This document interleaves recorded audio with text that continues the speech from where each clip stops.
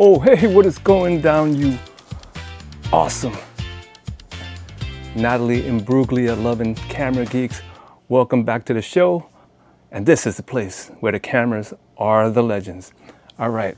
Well, I wanted to make a fun video for you guys today, for you and for me.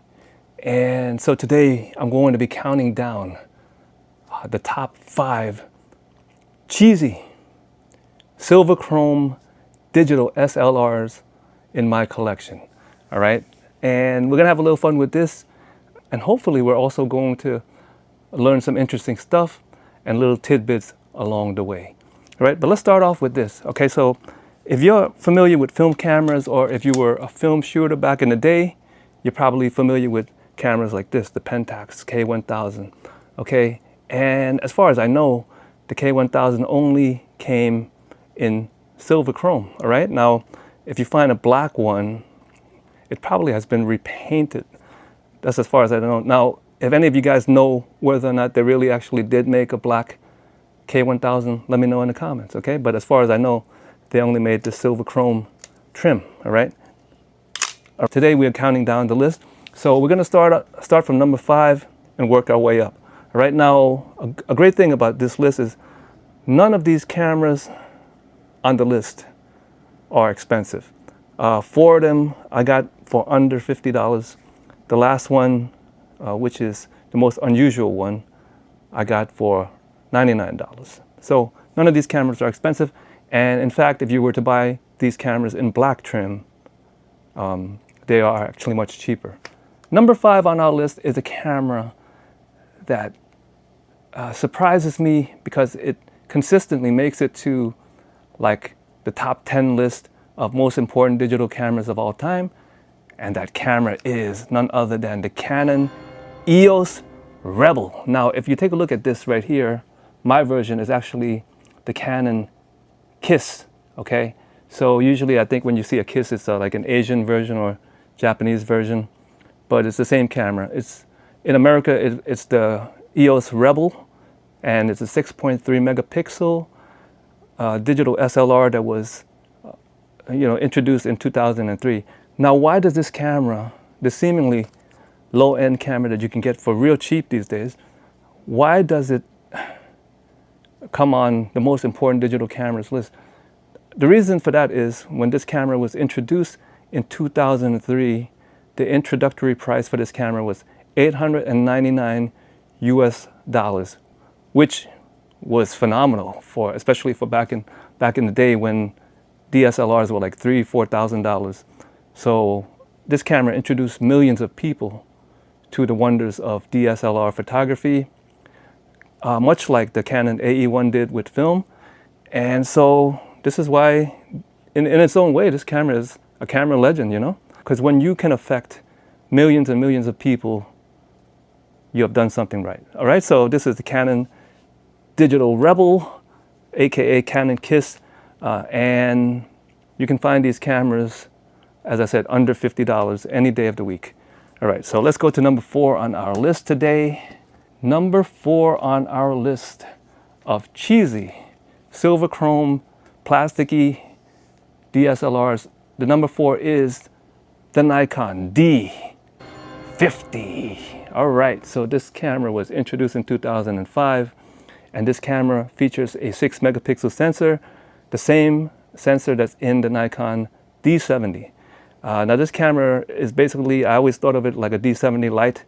It has almost the same features, but lower tier, like lower shutter speed, things like that. But it has one great ability though.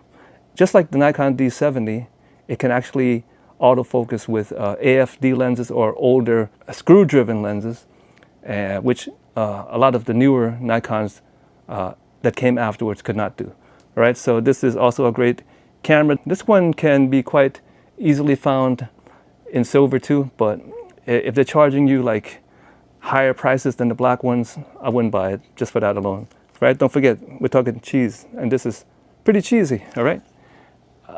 Actually, before we go to number 3, let's just show you guys a history. As I mentioned earlier, a lot of these cheesy plasticky silver chrome bodies actually came from the 90s. So If you see the D50 like this right here, it's the descendant of something like this, the Nikon N65 film camera, all right? And so this is also really plasticky and cheesy, and as they get older, the grips are really sticky and tacky, all right? Oh yeah, I forgot. That's the same thing with this camera too, the Canon Rebel that I just showed you guys at number 5. It also develops this tacky and sticky grip, okay? All right, so where did we go? What number are we on? Okay, wait. All right. Okay, so we're going to number 3. Number 3 right now comes from 2006, and this cheesy chrome and silver camera is remembered for being one of the smallest DSLRs that was made at that time. This camera is none other than the cute and adorable and cheesy Nikon D40, all right? So the Nikon D40, this is a silver one. I don't see these in silver too often, but they're not like ultra rare, but I just don't see them in silver or chrome too often, all right? This one also has that great D70 sensor. So remember on my D70 video, the Nikon D70, I said that it had one of the greatest CCD sensors ever put into a camera, and I meant it because they put it into a lot of cameras afterwards. All right, so this one though, it cannot drive the focus on the older AF or AFD lenses. Okay, so just remember that this was made to be used with the newer AFS lenses, but you can put older lenses on it or older AF lenses. It just won't autofocus those lenses. All right, but a great camera that can be had very cheaply these days. But the silver one, as I said, is a little harder to find. All right, so number 2 on our list today is another awesome camera. And this camera comes from one of the greatest manufacturers from back in the day. This camera is the Minolta Alpha Suite 5D, otherwise known in the US as the Maxim 5D. All right, these are a little harder to find in silver, but I just love the way it looks. It also has a 6 megapixel sensor. Now I don't think it's from the D70 sensor. It may be from the D100 sensor, but I think it definitely shares the same sensor with the Maxim 7D, you know, not the Canon 7D, the Minolta Maxim 7D or Suite Alpha 7. And if I'm not mistaken, that sensor may actually be the same or a variation of the sensor that's in the D100. Now, as I mentioned in my D70 video, which I'll link up later on here, I always felt that the D70 sensor, the 6 megapixel D70 sensor, I always felt that it was pretty much, you know, like an upgraded version of the D100 sensor. So, you know, even though nothing on the web says that, even though everything on the web claims that they're different sensors, I actually felt it was an upgraded sensor because they just have similar, very similar looks. All right, so but anyway, nonetheless, a great sensor in here, and this is the Alpha Suite 5D. All right, and when you see Suite, that's usually like a Japanese version or something like that. So this is a great camera. Also has built-in anti-shake, Minolta anti-shake technology, which is fantastic, which the other cameras do not have. All right, so that's like basically like a stabilization.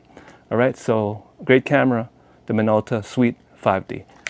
So coming from a film camera background, you know, at the time when digital cameras rolled around, when I first laid my hands on a silver chrome digital camera, I really thought it was like the cheesiest thing, you know, like the first time I saw it and felt it, I said, oh, this is nothing like the film cameras. But to be fair, okay, it didn't just start out with the cheesy DSLRs in silver chrome trim. It actually started out earlier in the 90s with cameras like this. Right here, this is the Canon EOS Elan 2E. What a name, right? Even that name gives it a little distinction, right? But this is actually a great camera. I mean, it doesn't actually look all that bad, but it started that plasticky, cheesy kind of silver chrome trim. well, I don't know if it started it, but it was definitely one of the very popular cameras in the 1990s that had this kind of trim, okay? But now let's go to the number one camera on our list. What could that be? Right, you awesome war-torn geeks. Well, we're down to number one, and this camera is so cool, so damn cool, that I am gonna put this on for you guys. So we gotta do it with this. But before we do that, I just wanna tell you guys that, you know, like I said, this is supposed to be a fun video for you guys, so those of you guys who are just taking it a little too seriously, this is not your video, okay? Basically, what I'm trying to tell you is that growing up with stuff like this camera right here, growing up with cameras like this, you know, I expected a certain kind of thing when digital came around. But when digital came around, the silver chrome digital cameras were just different, you know, and I was not used to that, you know. So in my personal view, these felt kind of cheap and cheesy. I think if you were to pick these two cameras, and it doesn't have to be these two, but I think you guys know what I mean, they just feel different. And even today, very few silver chrome digital cameras look and feel like this, okay? But let's get to the number one camera on our list. This camera is Sony's first DSLR, and it's an amazing camera in its own right.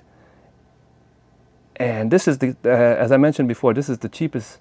I mean, as I mentioned before, this is the most expensive camera on my list at $99, but definitely still cheap, you know, at $99. But I've never seen it in this color before. I've never seen it in cheesy silver chrome, beautiful. So this camera is none other than the Sony Alpha A100, all right? Now this one, take a look at it, guys. This is in silver chrome trim, and I saw a listing on eBay many months ago for $99, and I said, you know, I've never seen this camera before in this scheme, in this color. But you know, I don't want to waste any more money, so I kind of tried to not think about it. But I came back to it a few hours later, it was still there, and I said, you know what though, let me pick it up. So right here. Now the menu, I mean, the menu just goes to Korean, so I'm guessing that this is a Korea, you know, it's like South Korea only camera. So if any of you guys are in South Korea or even in North Korea maybe, if you have one of these silver trim chrome Sony A100 cameras, let me know. But I've never actually seen it anywhere else. All right, so this is the number one in my collection.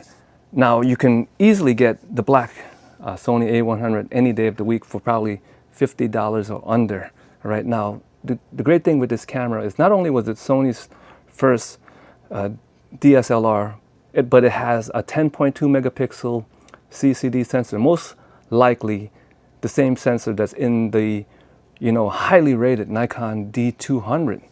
All right, now even though the build is not as robust as the Nikon D200, it does have one thing that the Nikon D200 does not have. It has Minolta anti-shake technology in here, okay? In-body stabilization. And so this makes it a great alternative or addition, because it's so cheap, to the Nikon D200, okay? But we'll talk about those cameras in the future, all right? Today, I'm just showing you guys my own top 5 list, all right? So I hope you guys enjoyed this. This is a great camera, once again, and in my opinion also, this is most likely probably the very last truly Minolta camera. It's basically a Minolta camera with a Sony name on it, because it came out shortly after Sony took over Minolta. So in many ways, it feels a lot like the, you know, the Maxim or Alpha 5D, Alpha Suite that you just saw. In many ways, it feels very much like that camera, okay? Sony A100, top of my list. Now, I actually had a few more, but I just kind of forgot them for, you know, before doing this, like a silver Olympus E500 with the Kodak 8 megapixel CCD. I have that one too. But like I said, this is just a fun list. It's not like a like an all-out, all-important list or anything like that, okay? But anyway, hope you guys enjoyed this episode. And like I said, if you're shooting with one of these cameras, you know, nothing wrong with it, even if it is silver, chrome, cheesy, plasticky. Listen, in today's world, it doesn't matter. Now, in the mid-2000s, you would have been a total hipster, but in today's world, it does not matter. All right, so thank you guys so much for watching. And if you like this kind of content, don't forget to comment, like, and subscribe to this video to help put it out so that the YouTube algorithm will know. All right?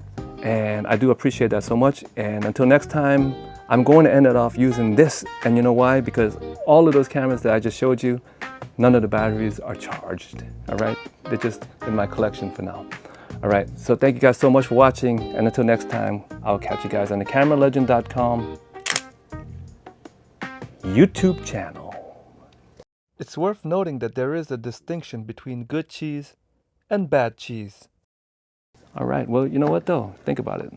I mean, it's not all that cheesy, right? Look at this Fuji X100. It's beautiful, you know? It feels light, but it feels good, okay? And this Olympus right here, also fantastic. Fantastic, you know, not as great as that other film camera, but feels great. All right? And that's how much I feel for you, baby.